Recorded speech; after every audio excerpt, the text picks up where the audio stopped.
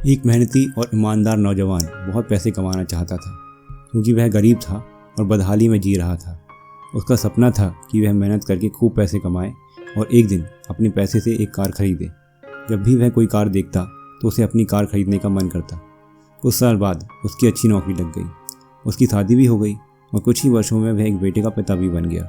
सब कुछ ठीक चल रहा था, मगर फिर उसे एक दुख सताता था कि उसके पास अपनी कोई कार नहीं थी।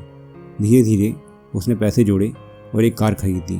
कार खरीदने का उसका सपना पूरा हो चुका था और इससे वह बहुत खुश था।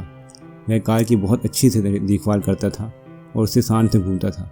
एक दिन रविवार को वह कार को रगड़ रगड़ कर धो रहा था, यहाँ तक कि गाड़ी के टायरों को भी चमका रहा था।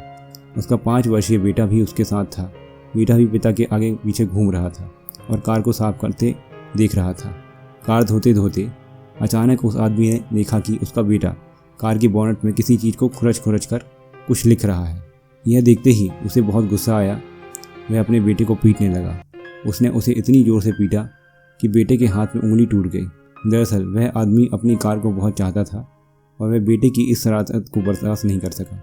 बाद में जब उसका गुस्सा कम हुआ तो उसने सोचा कि जाकर देखूं कि कार क्यों कितनी खरोंच लगी है। कार के पास जाकर देखा, उसके होश उड़ गए। उसे खुद पर गुस्सा आ रहा था। वह फूट फूट कर रोने लगा। कार पर उसके बेटे ने खुरच कर लिखा था, पापा आई लव यू। यह कहानी हमें यह सिखाती है कि किसी के बारे में कोई गलत राय रखने से पहले, गलत फैसला लेने से पहले हमें यह ज़रूर सोचना चाहिए कि उस व्यक्ति ने वह काम किस नीयत से किया है।